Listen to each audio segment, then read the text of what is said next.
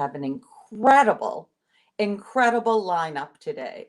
So I am so happy to welcome you again to the Butterfly Effect, and it's sponsored by Pursuit. Pursuit provides businesses with affordable loans and resources so that they can transform and grow. Now, this is an Albany-based, community-focused lender that is 100% invested in the success of their clients. So if you are a small business owner looking for funds to start, grow, or recover, you can learn more by going at pursuit.com. This is an empowered series where volunteer hosts interview inspiring women in our community throughout the capital region. And today, I've got to tell you, it is my honor and pleasure to welcome Denise Gonick, who I have had the pleasure of knowing for quite some time. And Denise is just amazing. You will love all the things and adventures that she has had in her career and life. And I don't know about you, but I'm looking forward to getting to know her a little bit more. So what do you say we give it up and we welcome Denise Gonick. Hi, Denise. How are you? Hi, Sharon. I am very well and appreciating this lovely day. Well, that's great. Have it's a welcome to the butterfly effect. It is so great when we get to have inspiring women on this show, just like you, because you know what? It's when you share a lot of your life story and what you have done that it inspires others to grow from where they are, because it's not from where you come from, it's where you grow from. And I don't know about you, but I've never stopped growing and I love having new adventures. What about you? I couldn't relate more. I think that I'm so appreciative for the great many adventures that I've had, both personally and professionally. And if you had asked me when I was, 18 years old, if I ever thought that I would be doing some of the things I'm doing now, I would have said, "What? No way." And it just keeps going and it keeps changing. So I'm really happy to be here and to share that with you all. Well, that's great. Now, Denise is right now, she's the founder of Cross Sound Concepts, but she's a board member. She sits on a number of profit and not for profit boards. She's been at the helm of MVP, started more as a chief legal officer, and kind of worked her way up through CEO, and has seen tremendous growth at that company, and has really just been a key motivator and a key contributor here throughout the capital region. So many thousands of women and men and people in all industries have benefited by being with you, working with you. You've been a great leader and a great influencer. So, Denise, would you share a little bit more about yourself with us? Sure, and thank you for those kind words. I really appreciate that. So, I would say that I started my career as a lawyer. Actually, before I even came to MVP, I practiced labor and employment law. I was the first person in my family, including extended family, to go to law school. And actually, I was the first person in my family to go to college. My parents went to college around the same time that I did. I was their eldest. I grew up downstate on Long Island. And so I had very sort of humble beginnings, um, and just kept, pursuing my own sense of curiosity about the world. Was inspired to go to law school from having met then Governor Mario Cuomo in the 1980s, who instilled a sense in me about the importance of kind of giving back to the community by participating in it in multiple ways. And I think that that advice and that motivation has stayed with me. So after practicing labor and employment law for a while, I first went to MVP, as you said, as a staff lawyer, and immediately had like the first two mentors that were quite important to me. One was Linda Tiano, who was then the general counsel at MVP, but the other was Dave Oliker, who was the CEO at MVP. And in 1995, it was such a privilege. I mean, they had me in the boardroom in like the first week I was there. And what was so great about that was that I was immediately immersed in healthcare. and immediately learning about all the different ways that it affects people, from, you know, the doctors to the people running hospitals to the people selling policies to the people um, administering the benefits to the people interacting with customers who needed things. And it was very exciting. And MVP was a really dynamic company under Dave's leadership. We grew routinely. So got to do a lot of interacting with government and understanding the way that that worked, and really just had a great ride with them, where I got to do lots and lots of different things, acquisitions, strategy work. Because of my personal interest in people and employment, did a lot of culture work with MVP also. I was always very interested in making it a great place to Absolutely. work. Yeah. So you said that you were inspired by Mario Cuomo, certainly David, and I've known David for the pleasure from actually the infancy of MVP, as we've Right. shared and had a privilege to have spent a lot of time with him, and a great person. But before you got to law school and as you were Mm. younger, was there anybody who inspired you early on in your years? I think both of my parents inspired me in different ways. They remain for me the hardest working people that I had ever known. And they always instilled in me the importance of hard work, the importance of effort, the importance of preparation, and really always giving your best. And I think that that industriousness sort of really helped me, even before I went to law school, just to stay open-minded and curious about the world. And I have to give them so much credit for that, because um, they were coming from a generation that didn't really have any big expectations for themselves, in terms of what they might be able to achieve. So they were two, civil servants, and really ultimately, achieved a lot and pushed themselves. So I think early on, those were probably the first um, real inspirations for me. And then when I was in college, there was a professor who I think saw a lot of potential in me, and she really pushed me. I love that you say that because so many educators really influence our youth. And I started my career early on as an educator.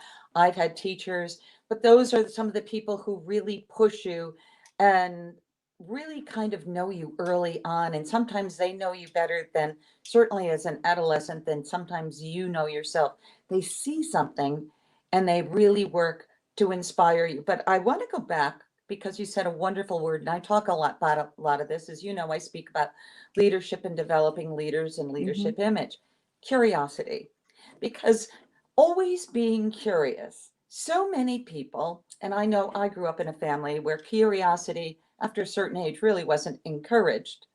And Hmm. those sense of wonder years about always finding that sense of wonder starts to get, in many houses and many situations, squashed, more like a fly swatter. Where, for everybody who's listening, never lose your sense of wonder and curiosity. And I think certainly that Denise would agree with that. And Denise is another great example. We need more people who achieve and start with the legal, but working their way up to CEO. I've been a CEO of several companies, but we need more women in these great leadership roles, not only at the helm of great companies, but sitting on more, especially some of our more for-profit boards. For years, we women have sat on you know, a very large amount of not-for-profits. But I think we add a lot of dimension and a little bit of different vision sometimes than, shall we say, others who may have been on the board. How would you what would you say about that, Denise?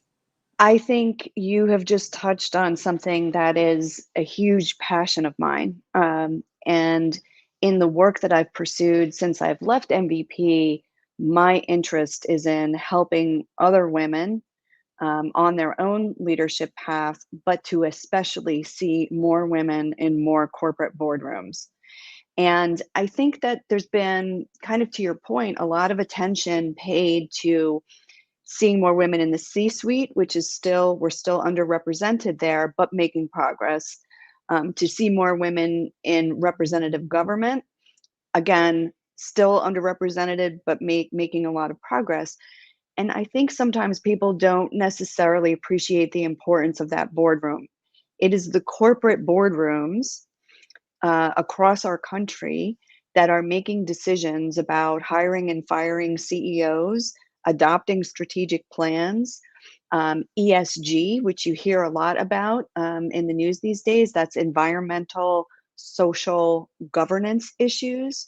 So it's caring about things like climate, it's caring about things like diversity and inclusion. Those things get discussed in boardrooms, and corporations have to deal with them based on the kinds of questions that they're getting from those boardrooms in addition to their shareholders. So that's where we see, I think, more women and more women of color are really, those are perspectives and voices that have traditionally not been very highly represented. And so I want to see that change. And I couldn't agree more. And let's, keep step by step, but we're moving hopefully in the right direction.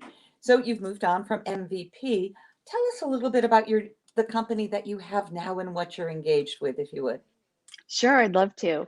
So, Crosstown Concepts is really a strategic advisory that I formed to be a place where I could house the fact that I have so many different interests. So, like you said, I am curious.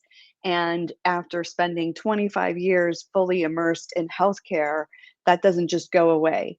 So, when I left MVP, I became a fellow with the Health Evolution Group and continued to work with them for the last year and a half or so on issues around health equity and finding, particularly during COVID, understanding that there are many ways in which disparities, and by that I mean people experience the health system differently depending on everything from their socioeconomic status to where they live, to the color of their skin, to their age.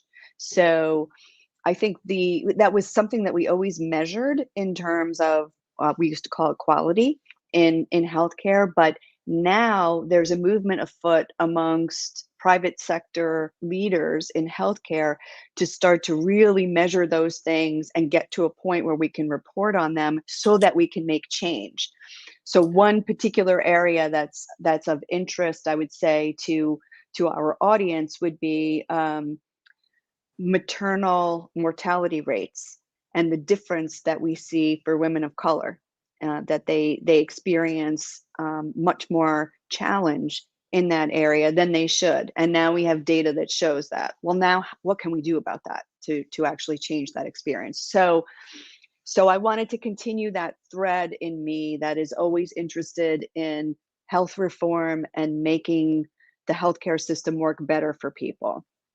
The corporate board work is another piece to that, as we just touched on. So I sit on several different boards. Some of those are in the financial Mm-hmm. services sector, which is another thing that, weaves in and out of our lives, being able to get a loan when you need a loan, to be able to go to school or buy a house, and to be putting money away for not just your retirement, but maybe for a time that might Yeah. come where you want to start your own business or maybe try something different, right? So we know that, our lives can just follow a path that's not necessarily linear. And you say, okay, I've done something, but now I want to do something totally different.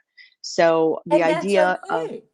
it's totally And that's, I okay. think, the message to get out to everybody who's watching and listening to this, that it's okay to change. And sometimes you have to jump out of that fishbowl you're in. You may like it, you may have outgrown it, but it's okay to go out and change. And sometimes change at first isn't really comfortable, Right. but it is. And sometimes you also need to change some of the network and people that you're with so that will help to facilitate some of that growth. I'm going to switch directions, as lots of times I do, Denise. We're both Okay. we're both moms here, and our Yes. girls, our daughter's now an attorney, as you know. I live in a very legal household with my husband, son-in-law now, and daughter, all attorneys. Your girls are grown and growing. So, first of all, catch me up on them, but I'd like to also have you share how you feel the importance of being a working mom has helped your daughters. Absolutely. I think it's been critical for them in their development. And in fact, I would share with everybody that I actually did not take the CEO job at MVP until I talked with them about it. So that was something. Now they were much younger at the time because it was at the end of 2012 when I had taken on the role. And I think my eldest might have been in middle school at the time. And, my husband and I explained to them what it would mean. They were used to me working a lot as it was, but as becoming a CEO is literally 24/7. So, they needed to understand that. And I was fortunate in that they were old enough where I could even have that conversation with them, and they loved it, and they were incredibly supportive, which is important because, even when we're doing jobs that we love, you're gonna have some days that aren't great. And it's really, you need that support. You need that support from your family. And they certainly gave that to me. And they got to watch me as they then grew through their teenage years deal with a lot of things. They saw me when I, had to make very hard decisions. They saw me presenting to people in front of a huge ballroom. They saw me recognized by the business community, which was, very much an honor. And they got to see that, and that was normalized for them in a way that, I never witnessed anything like that, from my Absolutely. own mother as I was growing up. And, when I became CEO, I still remember women I didn't know coming up to me in tears about it. And I began to really appreciate, how much this means to people because it's still not fully normalized, our ideas about what a woman leader looks like. So, my girls, I think, take all of that with them. And, now that they're 23 and 19, one is a recent college graduate and works in data analytics, and the other is a college sophomore at George Washington. Um, and to give you some insight, she was just selected to be the director of communications for the Women's Leadership Network at GW as a sophomore. So yeah, I'm so excited. Yay. That is um, awesome. I love that. Women having leadership roles, and that's one of the things I love talking about youth because I think, and this is just where we're talking now, is that we need, and everybody again listening and watching, we need to develop and instill greater leadership skills in our youth. They are our future leaders of tomorrow.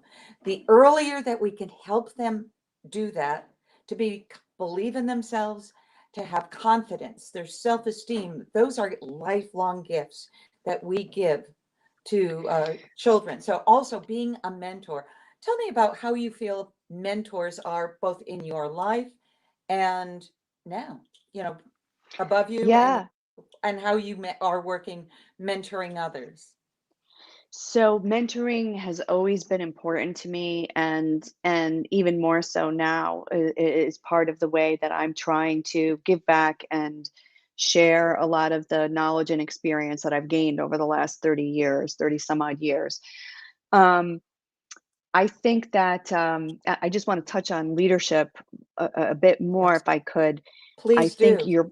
your point about instilling the importance of that and educating on it when people are young is really, really, really critical.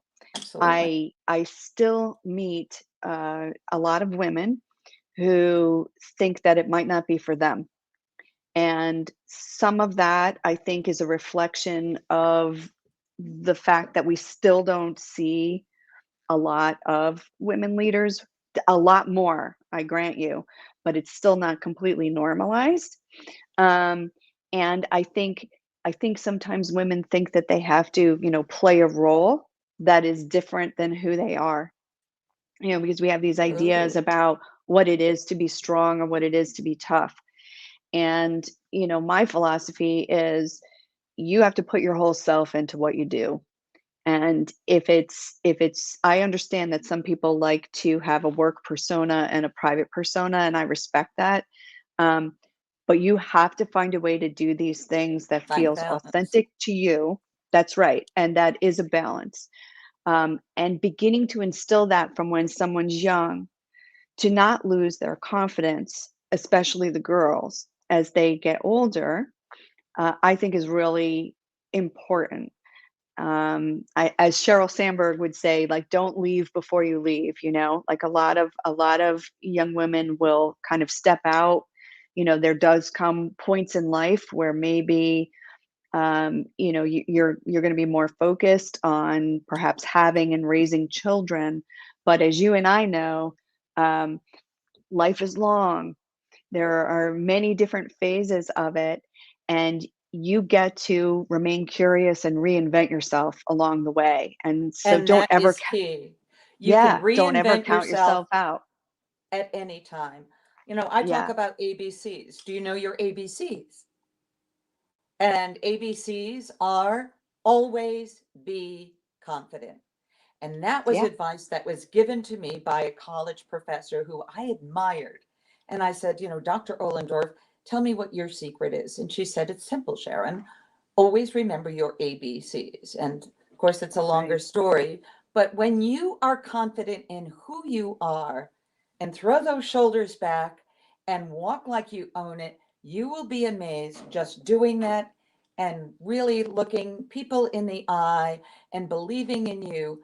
Just those types of things, small things, can make a difference. Yes. So here's a And question, Denise. sure. Let's going back. What advice would you have give your 21-year-old self? I think what I would have said is not to be afraid to go outside the lines, right? I love And that. one That's of the best powerful. pieces, yeah, one of the best pieces of advice I got actually from a male colleague at MVP was, you know what, Denise, we want to know what you think. And we don't just mean your legal opinion. We mean we really want to know what you think. And that's what I mean when I say you got to be. That's empowering and powerful. That was the moment that I started to think more broadly than being a lawyer. And it never occurred to me before that my natural curiosity about the business and wanting the business to do well could manifest itself differently, and that I could be something other than the general counsel. But he said that, and then it was like, oh, yeah, I am interested in those other things, and really, why not me?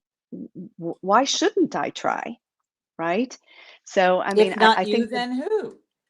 So, exactly, and I think that that's really the message, and I wish I had internalized that even sooner, to not feel like you have to stay in a certain lane, but to just like, you're awesome, I mean, I've met so many wonderful, wonderful women who have so much to offer, and I think I have seen it many times where they hold back or they focus on what they think they don't have. And I've been guilty of that too, where you say the classic example of the promotional opportunity, and the woman has 8 out of 10 of the requirements and thinks she shouldn't apply because she's missing 2.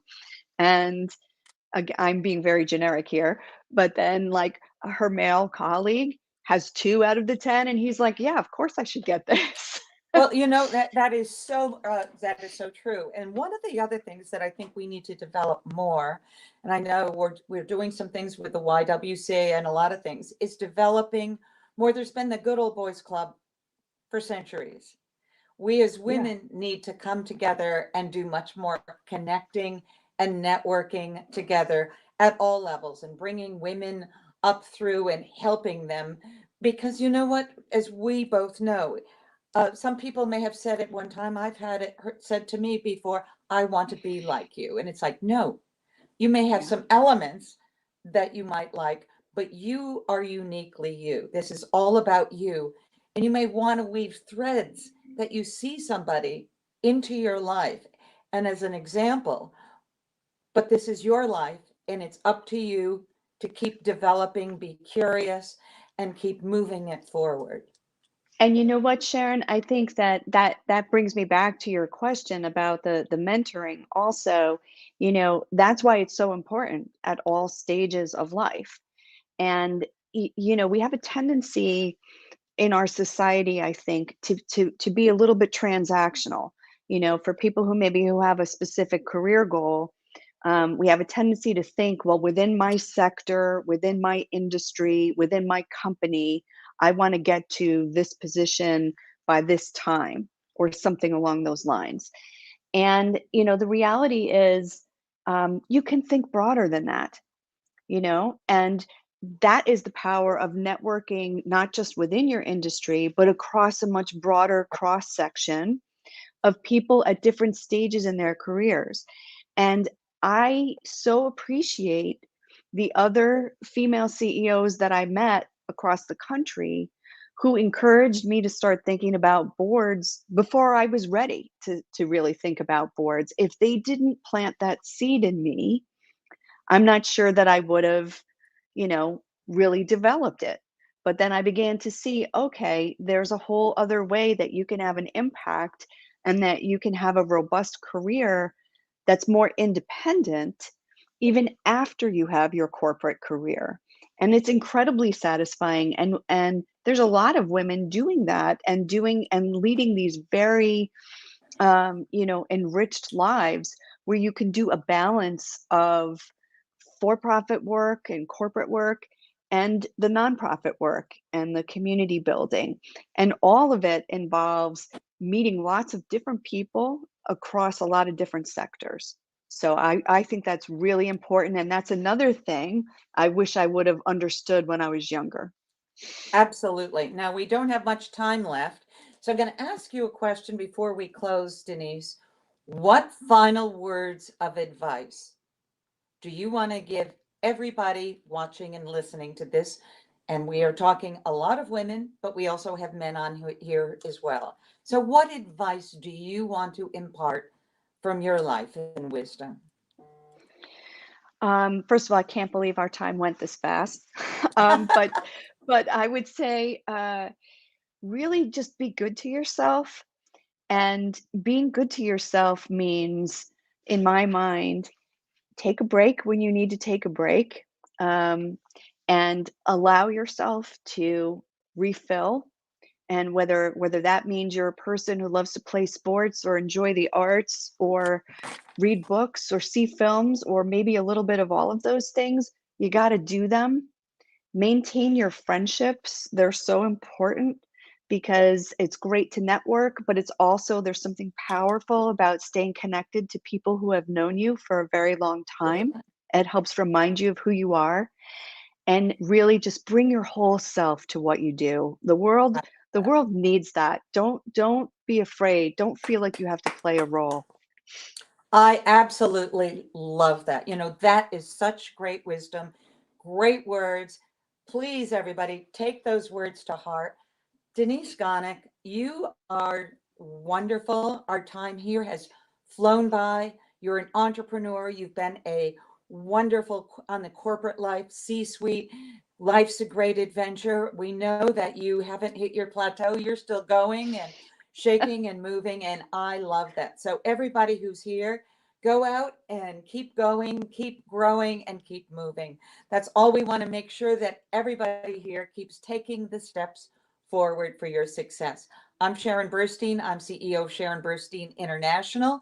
And it has been my pleasure to be with you here today on the Butterfly Effect, which is on Tuesdays and Thursdays. So, again, I'd like to thank Denise Gonick for taking time out of her day for being with us.